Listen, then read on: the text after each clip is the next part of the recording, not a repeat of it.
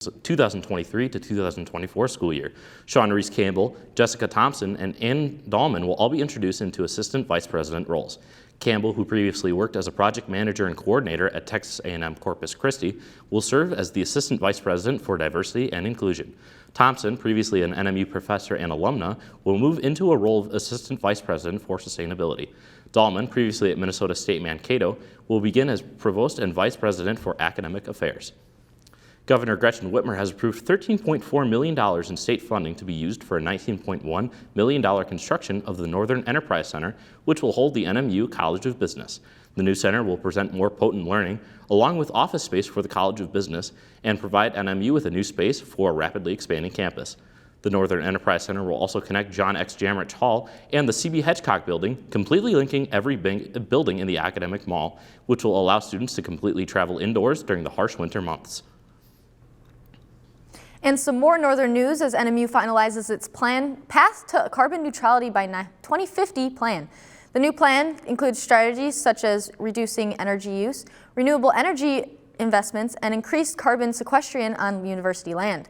According to the plan, NMU will reduce their carbon emissions by 25% by 2030 and 50% by 2040, while aligning with the university's core values as well as building a culture of sustainability on campus. NMU has been decreasing their admissions since 2010, having slashed their number by more than 30% already. The university has one of the smallest carbon footprints compared to any other Michigan public university. And turning our focus over to Wisconsin, Republicans in charge of the state's assembly introduced a bill last Friday that calls for a statewide referendum on whether abortion should be banned after 14 weeks of pregnancy. The proposal calls for a statewide referendum conducted during April's election, asking voters whether the 14-week prohibition should take effect. If approved, the bill would take effect the day after the results are certified. If the question is rejected, the bill would not take effect. The public hearing for the bill is scheduled for this afternoon in Madison, Wisconsin. However, Democratic Governor Tony Evers is expected to veto the bill. And some news for Wisconsin drivers, as ruling from the Federal Highway Administration has deemed funny WDOT songs a distraction and told the Department of Transportation they have to cease the traffic shoulder comedy. Michelle Fiore of WDJT has the story. Jessup and Natalie, we did a little informal poll at this truck stop in Oak Creek, and every one of the drivers that we stopped told us that they enjoy those funny messages and don't see them as a distraction. I mean, you've got people reading it anyway, so what's it hurt to have a little sense of humor about it? Peter Lupa says he and his fellow truckers sometimes share the quirky messages they've read with each other, and it makes the drive fun. It's signs like these. Both were crafted by the witty communications team at the Wisconsin Department of Transportation. I think there is value in some of these messages. I think Wisconsin did a great job with the messaging. As I said, having different perspectives. John Riemann was behind many of the puns you saw on Wisconsin roads through 2021, and he had a team weighing in. We would have people as young as our interns in the room and people who are getting ready to retire next week to make sure that, basically everybody would understand easily what we were trying to say. But the Federal Highway Administration says signs should be brief and simple and free of any references to pop culture and any jokes because otherwise they're too distracting. You see these electronic signs, right? I see them all the time, yeah. And you see the jokes up there? I do. What do you think about the jokes? Personally, it don't bother me. I keep my eyes on the road. In the future, you'll only read about crashes ahead, weather conditions, traffic delays, seatbelt reminders, and warnings about speeding or impaired driving. While the feds have had their say, the state's been doing their part to make the roads safer too. We're all seeing it. Whether you're on the interstate or you're on state highways, whether you're on village roads, county roads, whatever, there's a lot of speeding. State Senator Robert Coles is part of the Transportation Committee and thinks the feds are making a mistake. I believe that having a sense of humor will let people pay attention. So the jokes won't disappear right away. The Fed's new rule doesn't take effect until 2026. Reporting in Oak Creek, I'm Michelle Fiore, CBS 58 News.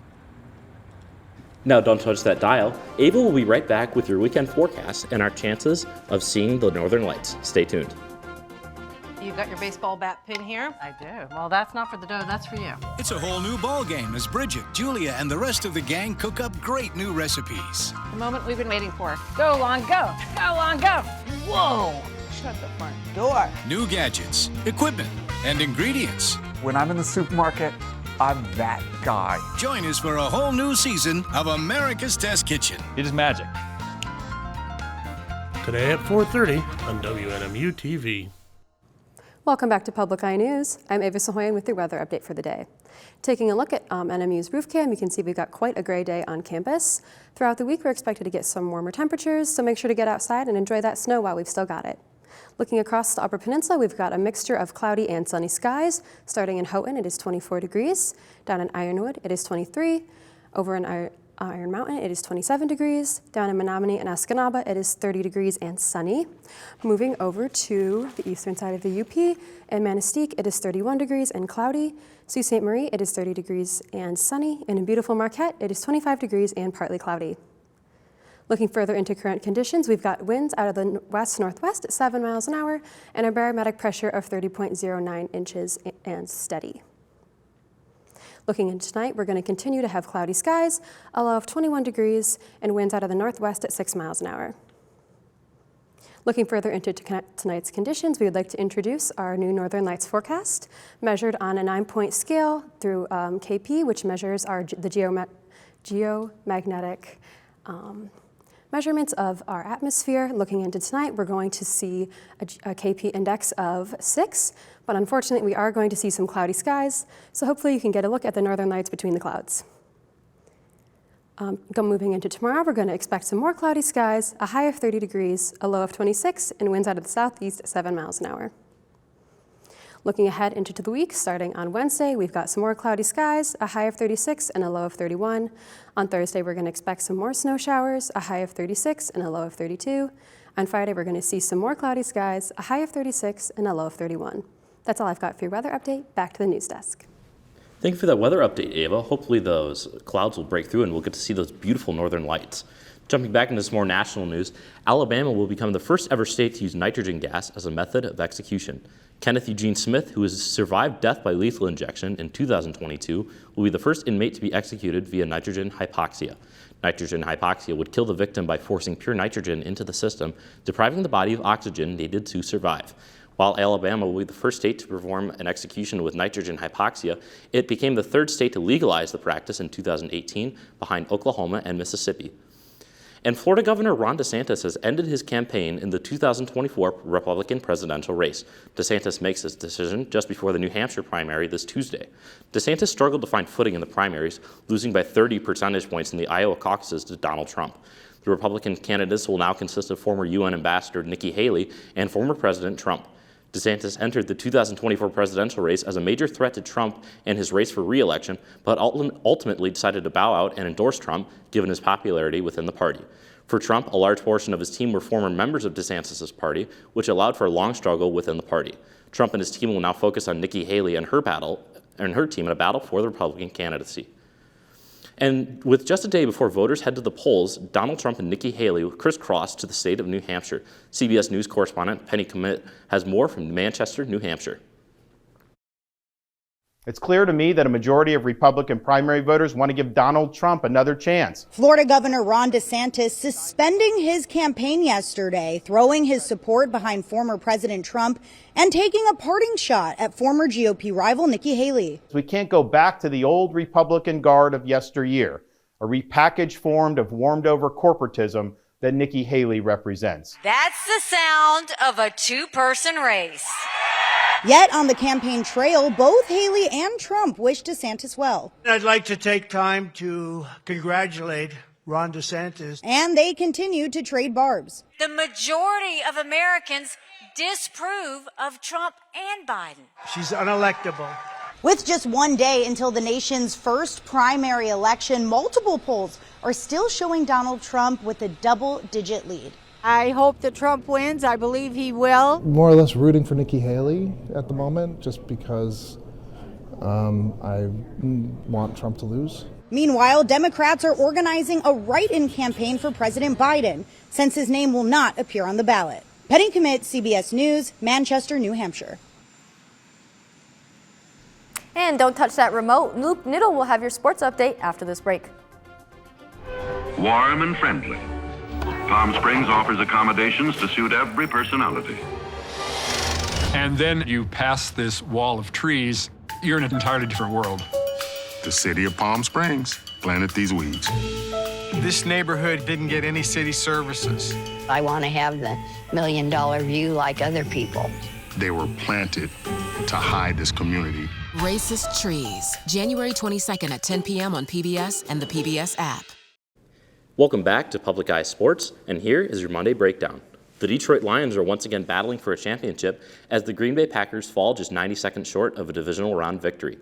The Lions took care of business against the Tampa Bay Buccaneers, handling them 31-23. Jared Goff stepped up to the challenge, finishing the game 30 of 43 for 287 yards and a pair of touchdowns to advance the Lions to their first NFC championship since 1991. On the other hand, the Packers came up just short of a massive upset against the San Francisco 49ers, losing heartbreakingly 24-21.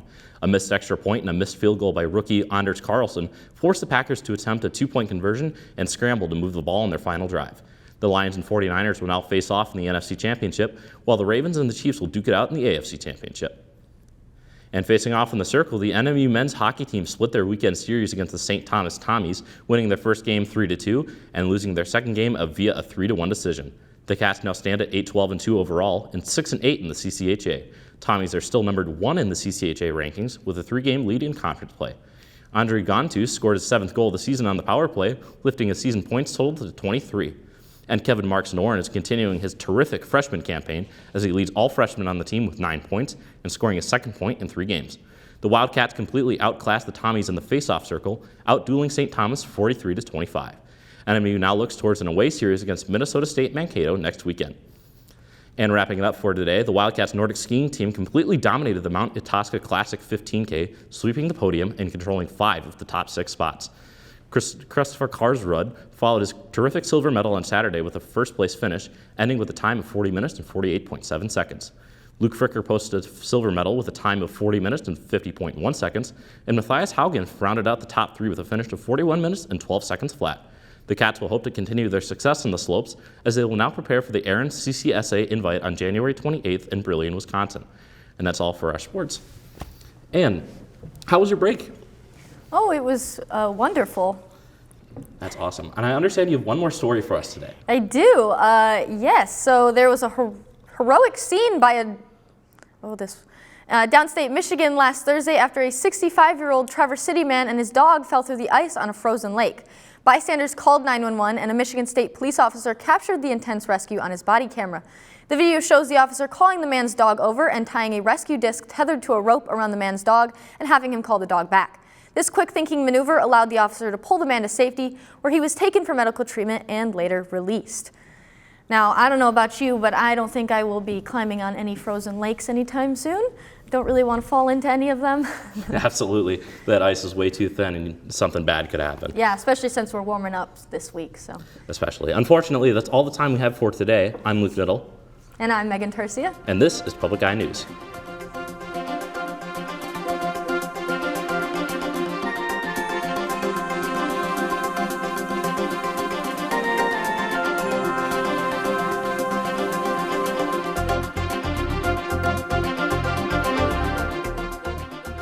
The preceding program was produced by WNMU-TV, Northern Michigan University Public Television, in studios located in Elizabeth and Edgar Hardin Hall. Thanks for hanging out with us here at Public Eye News today. Make sure you subscribe to our YouTube down below to never miss a story, and check us out on Instagram at NMU-Penn.